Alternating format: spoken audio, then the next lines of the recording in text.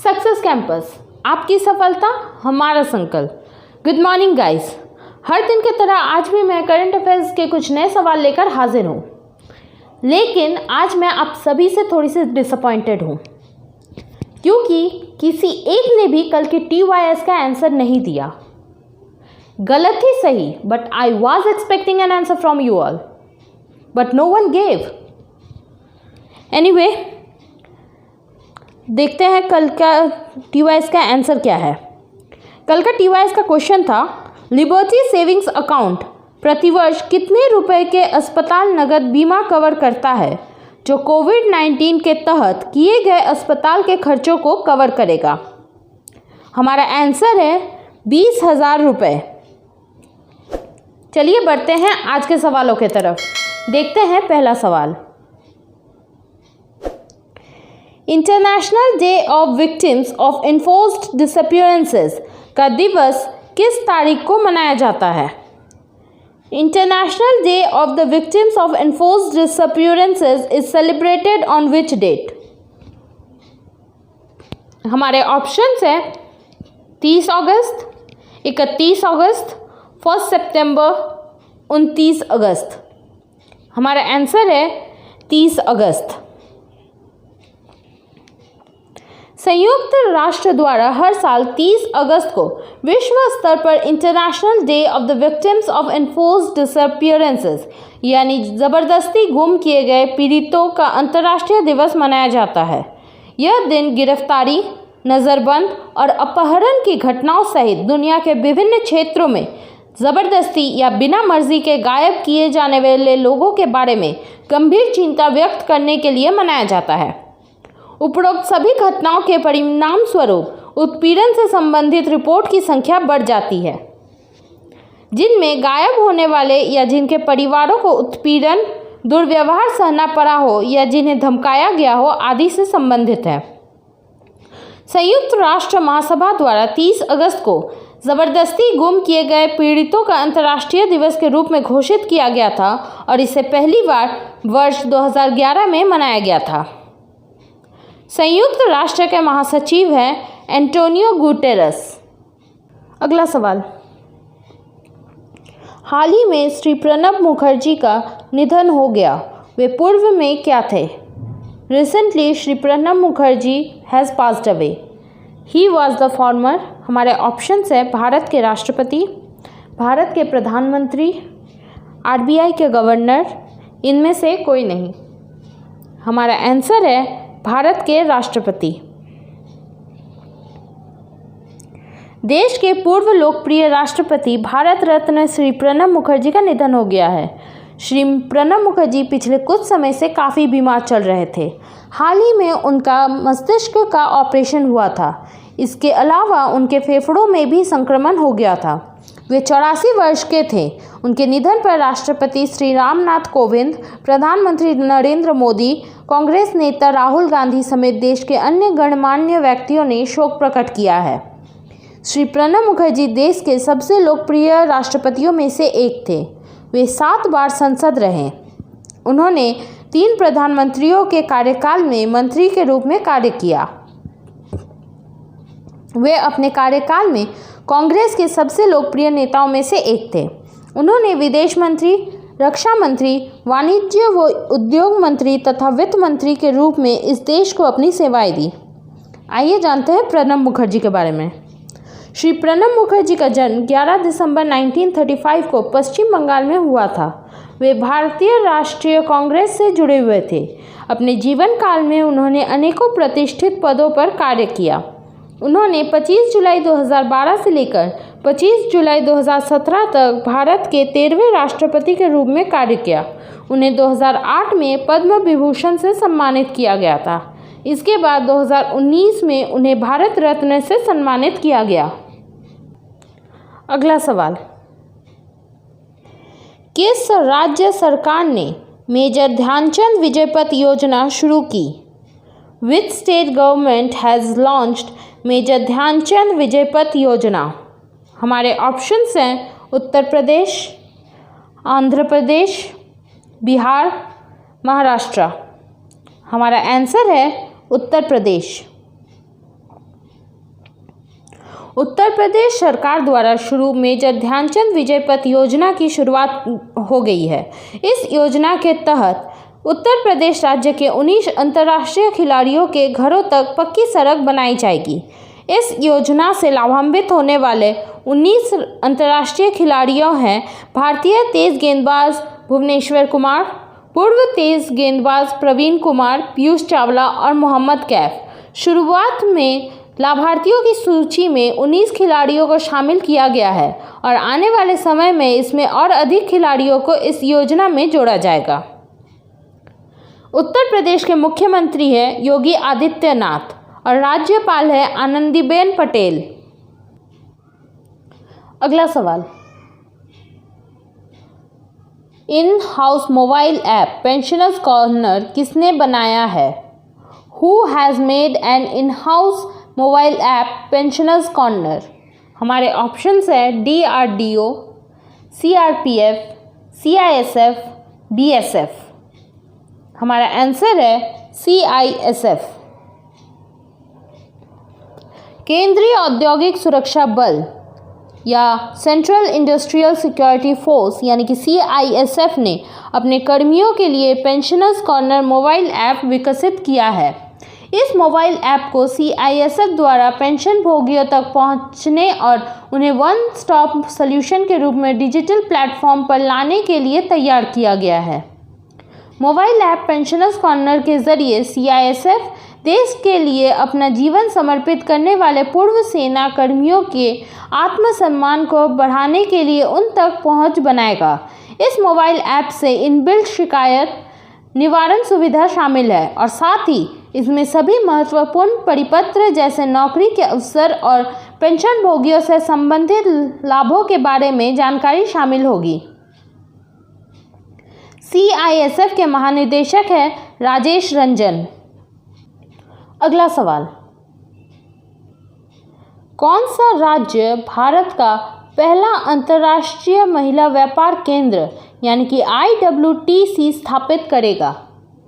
Which state will establish the first international women's trade center that is IWTC of India? हमारे options हैं कर्नाटका, आंध्र प्रदेश, तमिलनाडु, केरला। हमारा answer है केरल। केरल अंगमाली में भारत का पहला अंतर्राष्ट्रीय महिला व्यापार केंद्र या इंटरनेशनल वुमेन्स ट्रेड सेंटर यानी कि IWTC स्थापित करेगा। केरल द्वारा IWTC संयुक्त राष्ट्र सतत विकास लक्ष्य यानी कि सस्टेनेबल डेवलपमेंट गोल्स के अनुरूप स्थापित किया जाएगा। IWTC महिला उद्यमिता में तेजी लाने और लिंग समानता को बनाए रखने का प्रयास है। इसके अलावा यह नए व्यवसायों को शुरू करने, स्थापित करने या विस्तार करने और उनके उत्पादों को दुनिया भर के बेरोजगारों तक पहुंचाने के लिए घर से दूर महिलाओं को एक सुरक्षित स्थान भी प्रदान करेगा। IWTC महिला उद्यमियों को अंतर्राष्ट्रीय व्यापार का हिस्सा बनने और बाजार के अवसरों का लाभ उठाने के लिए उनकी प्रतिस्पर्धात्मकता को बढ़ाने में मदद करेगा। इस तरह यह महिलाओं को अधिक आर्थिक लाभों का फायदा लेने में सक्षम बनाएगा। केरल के मुख्यमंत्री हैं पिनाराई विजयन और राज्यपाल है आरिफ मोहम्मद खान। अगला सवाल, हाल ही में निधन हो चुके एथलेटिक कोच का नाम क्या है? What is the name of the athletic coach who recently passed away? हमारे ऑप्शंस हैं वंदना राव, पुरुषोत्तम राय, मुरली कुट्टन, MK आशा। हमारा आंसर है पुरुषोत्तम रॉय। भारत के पूर्व एथलेटिक कोच पुरुषोत्तम राय का निधन हो गया। पूर्व कोच भारत में किसी कोच को दिए जाने वाले सर्वोच्च खेल पुरस्कार द्रोणाचार्य पुरस्कार लेने से कुछ घंटे पहले निधन हो गया। वो एथलेटिक्स में द्रोणाचार्य पुरस्कार जीतने वाले कर्नाटक के तीसरे व्यक्ति बन गए हैं। उन्होंने ओलंपियन क्वार्टर मिलर वंदना राव, हेमपैथलेट प्रमिला अयप्पा, अश्विनी नचप्पा, मुरली कुट्टन, MK आशा, EB शाइला, रोजा कुट्टी और जीजी प्रमिला जैसे शीर्ष एथलीटों को तैयार किया था। पुरुषोत्तम राय के नाम की घोषणा राष्ट्रीय खेल पुरस्कार 2020 के अन्य विजेताओं के साथ वर्ष 2020 के द्रोणाचार्य पुरस्कार के लिए किया गया था। उन्होंने 1987 विश्व एथलेटिक्स चैंपियनशिप, 1988 के Asian track and field championship और 1999 के SAF गेम्स के लिए भारतीय टीम को प्रोत्साहित किया था। अगला सवाल, किस देश के DMCC ने एग्रीओटा ई-मार्केट प्लेस लॉन्च किया है? Which country's DMCC has launched एग्रीओटा ई-मार्केट प्लेस? हमारे ऑप्शंस है संयुक्त अरब अमीरात, अमेरिका, चीन, भारत। हमारा आंसर है संयुक्त अरब अमीरात यानी कि UAE। Commodities trade and enterprise पर दुबई प्राधिकरण दुबई मल्टी कमोडिटीज सेंटर यानी कि DMCC ने एक प्रौद्योगिकी संचालित एग्री कमोडिटी ट्रेडिंग और सोर्सिंग प्लेटफॉर्म एग्रीओटा ई-मार्केट प्लेस शुरू किया है। ब्लॉकचेन का उपयोग करने वाला यह प्लेटफॉर्म भारत में लाखों ग्रामीण किसानों और UAE के खाद्य उद्योग के बीच के अंतर को कम करने में मदद करेगा। एग्रीओटा प्लेटफॉर्म भारतीय किसानों को UAE में संपूर्ण खाद्य उद्योग से सीधे जोड़ेगा, जिसमें खाद्य प्रसंस्करण कंपनियां, व्यापारी और थोक व्यापारी भी शामिल है। ई-मार्केट प्लेस उन्हें बिचौलियों से बचाएगा और आपूर्ति श्रृंखला का अनुकूलन करने में सक्षम करेगा। ये सभी हितधारकों के लिए मूल्य बनाने के लिए एंड टू एंड ट्रेसेबिलिटी और पारदर्शिता सुनिश्चित करेगा। इससे स्थानीय समुदायों का सशक्तिकरण होगा और बेहतर गुणवत्ता वाले कृषि से सेल्फ उत्पादों को उपलब्ध कराया जाएगा। साथ ही साथ संयुक्त अरब अमीरात के दीर्घकालिक खाद्य सुरक्षा का विस्तार किया जाएगा। दुबई मल्टी कमोडिटी सेंटर के मुख्य कार्यकारी अधिकारी है अहमद बिन सुलेमान। UAE के राष्ट्रपति है शेख खलीफा बिन जायद अल नहायान। यहाँ की राजधानी है अबू धाबी। अगला सवाल, गुजरात से सीप्लेन सेवा कब शुरू होगी? From when Gujarat will commence seaplane service? हमारे ऑप्शंस है 30 सितंबर 2020, 31 अक्टूबर 2020, 31 अक्टूबर 2021, 30 सितंबर 2021।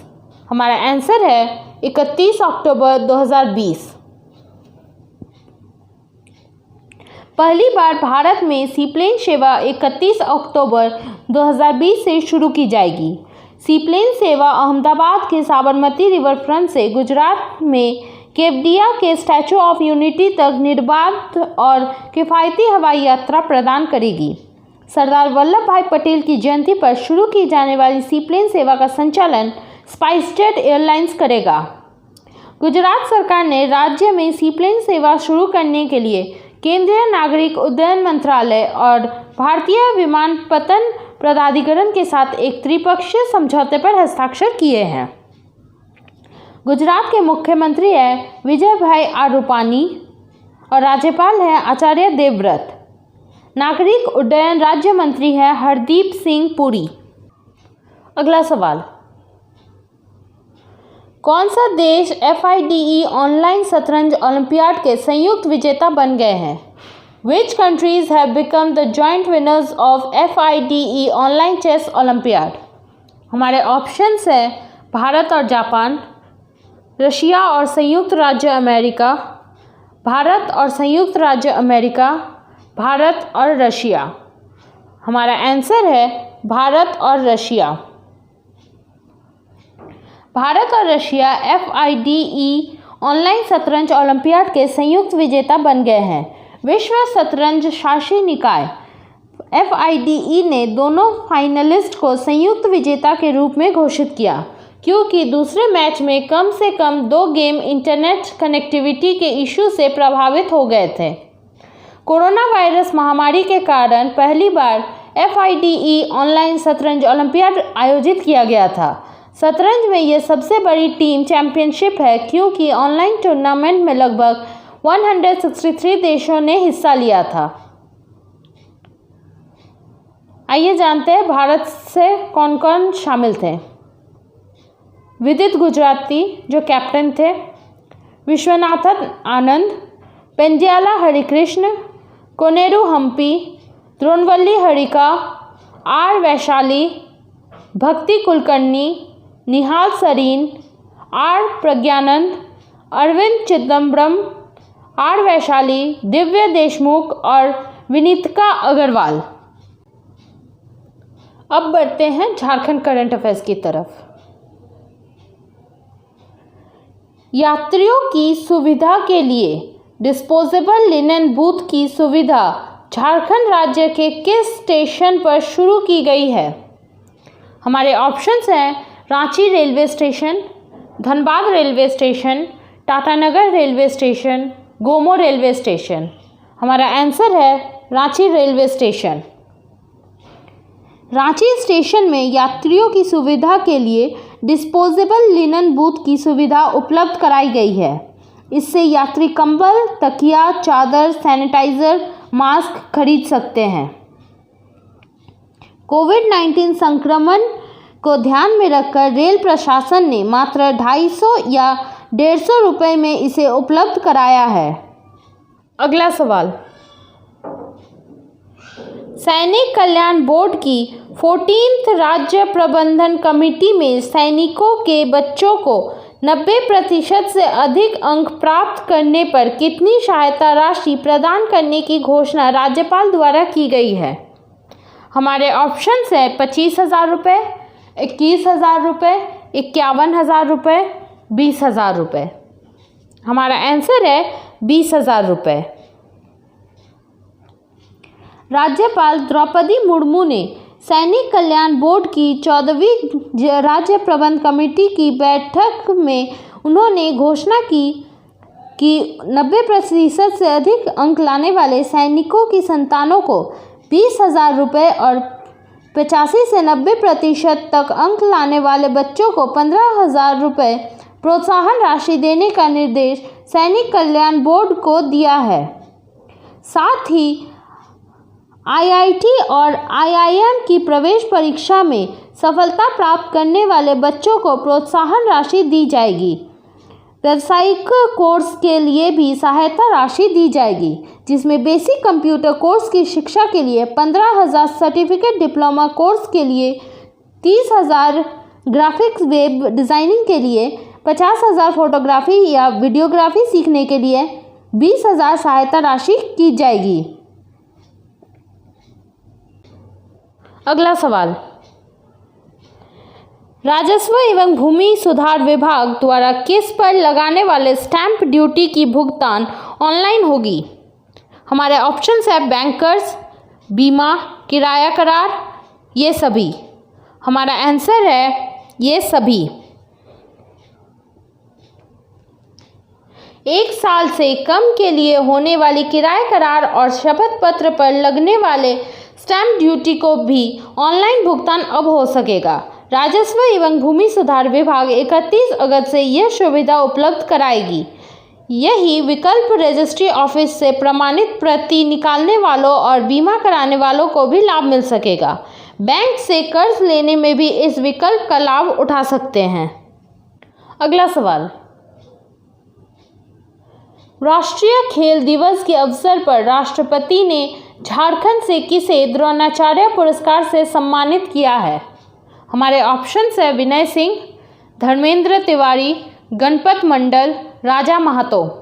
हमारा आंसर है धर्मेंद्र तिवारी। टाटा आर्चरी एकेडमी के कोच धर्मेंद्र तिवारी को द्रोणाचार्य अवार्ड से राष्ट्रपति ने पुरस्कृत किया है।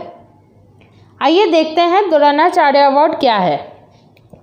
द्रोणाचार्य पुरस्कार आधिकारिक तौर पर खेल और खेलों में उत्कृष्ट कोचों के लिए द्रोणाचार्य पुरस्कार दिया जाता है।